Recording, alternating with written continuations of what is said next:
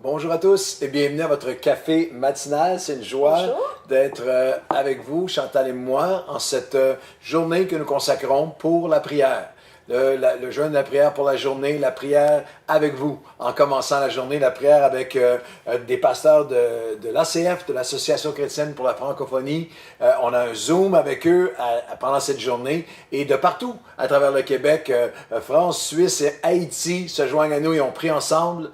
Également la réunion de prière avec le staff de Nouvelle Vie, toute la journée en prière. Alors, et le soir, notre réunion mi-semaine de prière. Alors, on vous invite à prendre un moment spécial aujourd'hui avec nous pour vous joindre à cette prière, à ce cœur en prière devant Dieu. Et c'est Chantal aujourd'hui qui nous parle d'un cœur reconnaissant. Exactement, Claude.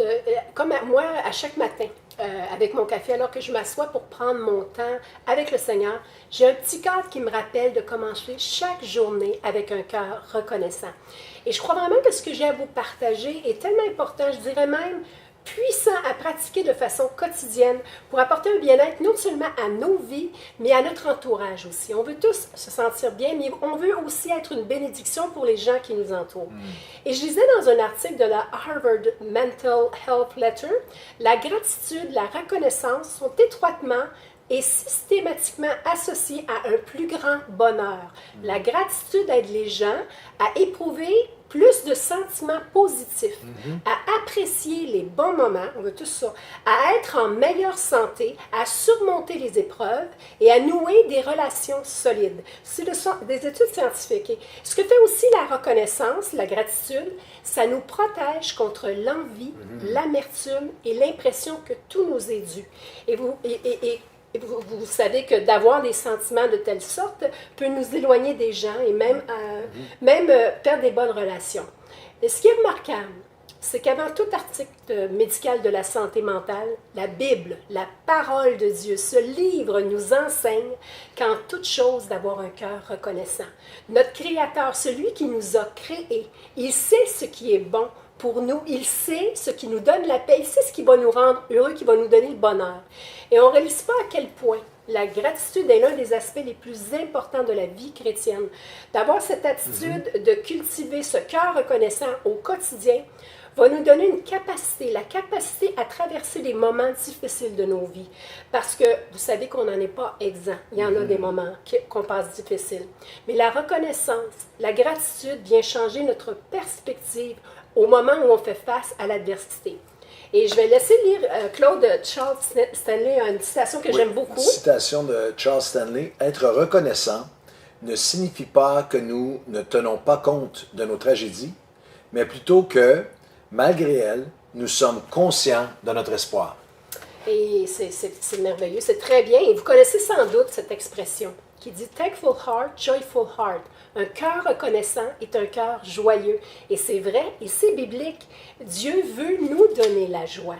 Et le Proverbe 17-22 nous dit « Un cœur joyeux est un bon remède, mais un esprit abattu dessèche les eaux. » Et garder une attitude de reconnaissance me donnera l'espoir, me donnera une paix, un contentement, un bien-être qui va m'apporter la joie, une face pour faire face à l'adversité. Et Néhémie 8.10 nous dit que la joie de l'Éternel sera notre force. Et garder un cœur reconnaissant malgré une situation difficile, dans la situation difficile, c'est vraiment un acte de foi en Dieu. C'est facile d'être reconnaissant quand tout va bien, mais c'est quand ça va mal que ça prend toute sa valeur. Et si nous regardons à ce qui ne va pas, à ce qui nous manque, à ce que nous n'avons pas, à ce que nous avons perdu, ce qui nous arrive, nous sommes centrés sur nous-mêmes, sur la situation où on n'est pas dans une solution. Bien au contraire, on demeure dans la douleur, dans la détresse, dans la peine. Notre côté humain, le moi, il est porté à s'attarder souvent là. Mais je ne suis pas sans savoir que la douleur elle peut être profonde, elle peut être difficile, grande. Mais si tu es à cet endroit aujourd'hui, il ne faut pas s'y attarder. Ne manque pas ce que Dieu veut te procurer. Mais commence à lever les yeux. Commence à lever un cœur reconnaissant pour qui il est. Parce qu'il est là, parce qu'il t'aime. Et il veut te secourir là où tu es en ce moment. Et je vais demander à Claude de lire le verset qui est très pertinent pour nous ce matin. Oui, Philippiens 4, versets 6 et 7. Ne vous inquiétez de rien, mais en toute chose ou en toute circonstance, Faites connaître vos besoins à Dieu par des prières et des supplications dans une attitude d'action de grâce ou de reconnaissance. Et la paix de Dieu, qui dépasse tout ce qu'on peut comprendre, gardera vos cœurs et vos pensées en Jésus-Christ. Exactement, dans une attitude de reconnaissance, de gratitude. Et j'aime bien regarder le synonyme des mots. Et l'attitude, c'est un maintien. C'est une position, une constante. En d'autres mots, c'est pas juste pendant que je prie, mais en même temps, c'est en tout temps. En tout temps, garder cette attitude de reconnaissance comme un mode de vie au quotidien. Alors que j'ai prié, alors que j'ai supplié, alors que j'ai déversé mon cœur devant le Seigneur, il est écrit que la paix de Dieu, qui surpasse tout ce qu'on peut comprendre, va garder mon cœur et mes pensées en Jésus-Christ. Gardera mon cœur rempli d'espoir. Et comment garder ce cœur rempli d'espoir, ce cœur reconnaissant? Et voici ce que je veux repasser dans mon cœur. Ce qui me donnera de l'espérance. C'est le titre de mon partage ce matin. Ce qui me donnera de l'espoir, ce qui me donnera de l'espérance. Êtes-vous à un moment de votre vie où vous avez besoin d'espoir? Voici ce que je veux repasser dans mon cœur. Comme Jérémie, je positionne mon cœur. Une attitude de reconnaissance, je rappelle à mon âme. Je vais laisser Claude lire le passage dans Lamentation 3, 21, 25. C'est Lamentation de Jérémie 3, 21, 25. Voici ce que je veux repasser en mon cœur, ce qui me donnera de l'espérance. C'est que les bontés de l'Éternel ne sont pas épuisées. Ses compassions ne sont jamais à leur terme.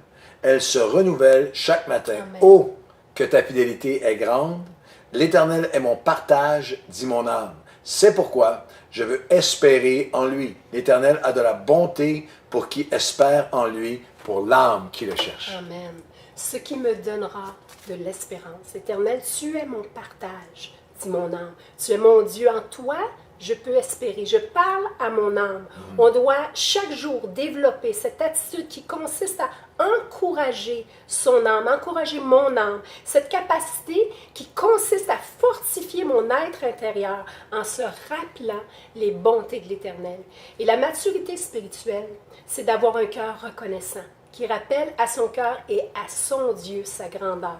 1 Thessaloniciens 5,18 me dit « Remerciez Dieu en toutes circonstances. Telle est la volonté que Dieu a exprimée en Jésus-Christ. » Et le plus bel exemple, c'est David, l'homme selon le cœur de Dieu, dans le psaume 103, 1 et 2, qui dit « Mon âme bénit l'Éternel, mon âme bénit l'Éternel et n'oublie aucun de ses bienfaits. » Et David a aussi dit qu'il est bon d'annoncer les bontés de l'Éternel le matin, mais sa fidélité aussi pendant les nuits, au cours des moments les plus sombres de sa vie. Il a annoncé la fidélité de Dieu dans le psaume 92, 2, 3. Et est-ce que je dois le remercier pour les difficultés qui m'arrivent? Moi, je crois, comme David, comme Paul, comme Silas dans leur prison, alors qu'il priait, qu'il chantait des louanges au Seigneur, qu'il faut le remercier pour sa fidélité dans les moments difficiles. Il est là. Me rappeler ce qu'il a fait déjà et ce qu'il est en ce moment. Dieu est fidèle. Et en toute chose, je rends grâce à Dieu pour sa fidélité.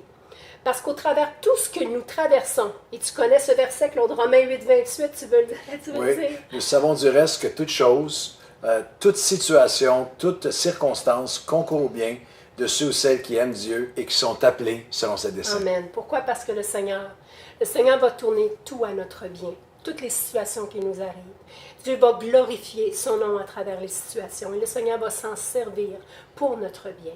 Ésaïe 26, 3 nous dit « À celui qui est ferme dans ses sentiments, ferme dans ta position, ferme dans ton attitude de reconnaissance, tu assures la paix.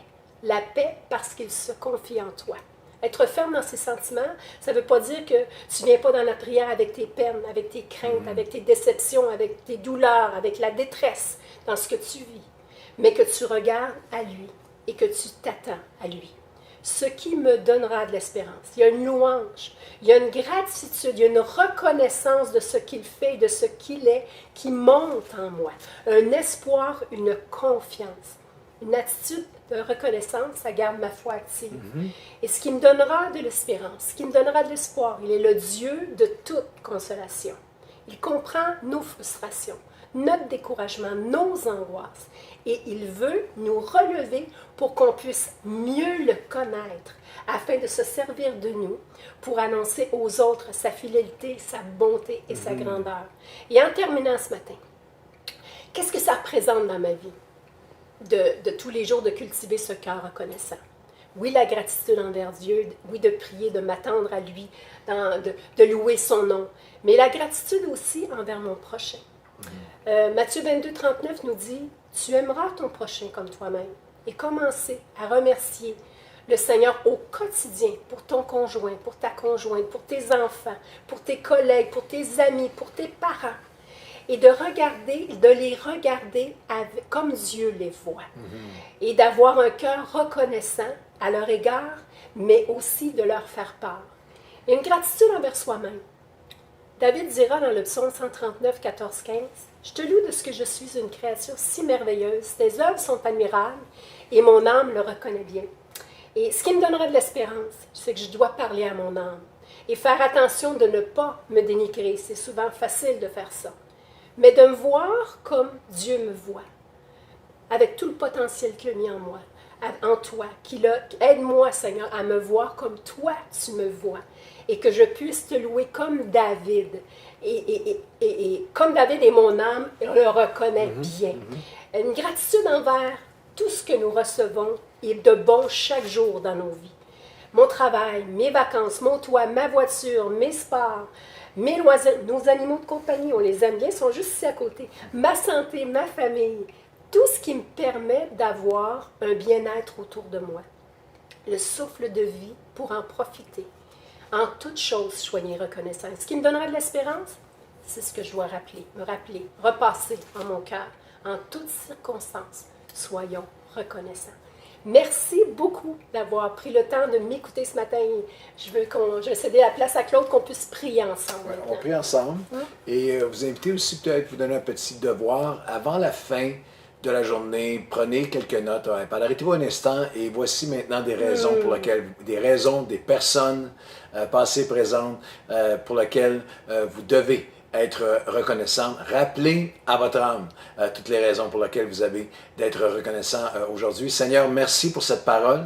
Merci, Seigneur, pour ce choix que tu nous rends capables de faire. Nous faisons le choix. C'est une décision à chaque jour. Voici ce que je repasserai dans mon cœur. C'est que les bontés de l'Éternel ne sont pas épuisées. C'est que ses miséricordes se renouvellent chaque jour. Je vais non pas écouter mon âme, mais je vais parler à mon âme aujourd'hui. Alors Seigneur, je te prie pour cet esprit de reconnaissance, d'action de grâce, cet esprit de gratitude où nous remettons tout entre tes mains. Et si nous avons, pendant un moment, été aveuglés à toutes les belles choses, les bonnes choses dans nos vies, viens aujourd'hui ouvrir nos yeux à nouveau et qu'avant la fin de cette journée, lorsque David dit « Je me lève en racontant avec reconnaissance les bénédictions de Dieu, le matin, je me couche le soir en le faisant, que cette journée ne soit pas passée sans que nous ayons eu un moment significatif de reconnaissance, de remerciement, de gratitude devant toi, dans le nom de Jésus. » Amen. Et amen. Et nous sommes reconnaissants pour vous qui êtes là et qui nous écoutez. Et nous sommes reconnaissants de vivre ces moments avec vous partout. Nouvelle Vie au Québec et partout en francophonie. Alors, bonne journée à chacun.